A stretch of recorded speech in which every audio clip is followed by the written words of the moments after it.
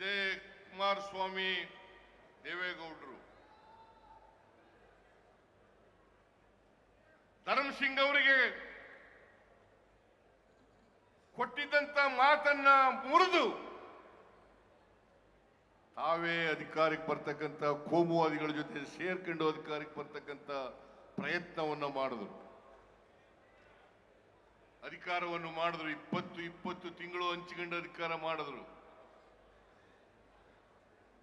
ದೇವೇಗೌಡರು ಮತ್ತು ಕುಮಾರಸ್ವಾಮಿ ಅವರು ಯಾವತ್ತೂ ಕೂಡ ಕೊಟ್ಟ ಮಾತಿನಂತೆ ನಡ್ಕೊಳ್ತಕ್ಕಂಥ ವ್ಯಕ್ತಿಗಳಲ್ಲ. ಸೇಡಿನ ರಾಜಕೀಯವನ್ನು ಮಾಡೋದರಲ್ಲಿ, ದ್ವೇಷದ ರಾಜಕಾರಣವನ್ನು ಮಾಡೋದರಲ್ಲಿ,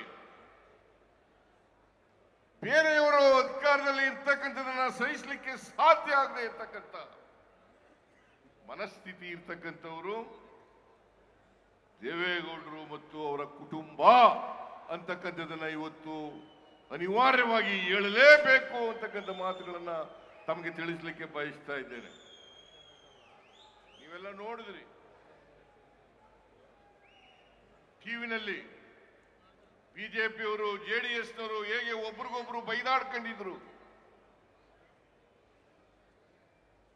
ದೇವೇಗೌಡರು ಹೇಳ್ತಾ ಇದ್ರು ಅಧಿಕಾರದಲ್ಲಿದ್ದ ಅವರು ಬಿಜೆಪಿಯವರ ಜೊತೆ ಸೇರ್ಕೊಳ್ಳೋದಕ್ಕಿಂತ ಮುಂಚಿತವಾಗಿ ನರೇಂದ್ರ ಮೋದಿ ಅವರು ಪ್ರಧಾನಮಂತ್ರಿ ಆದರೆ ನಾನು ಈ ದೇಶದಲ್ಲಿ ಇರೋದಿಲ್ಲ ಅಂತ ಹೇಳಿದ್ರು.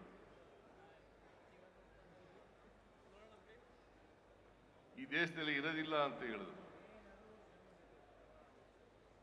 ಕುಮಾರಸ್ವಾಮಿ ಅವರು ಮುಖ್ಯಮಂತ್ರಿ ಆದಾಗ 2006ನೇ ಇಸ್ವಿನಲ್ಲಿ ಏನಾದರೂ ಬಿಜೆಪಿಯವ್ರ ಜೊತೆ ಕುಮಾರಸ್ವಾಮಿ ಸೇರ್ಕೊಂಡು ಸರ್ಕಾರ ಮಾಡಿದ್ರೆ ನನ್ನ ಹೆಣದ ಮೇಲೆ ಮಾಡಬೇಕು ಅಂತ ಹೇಳಿದ್ರು.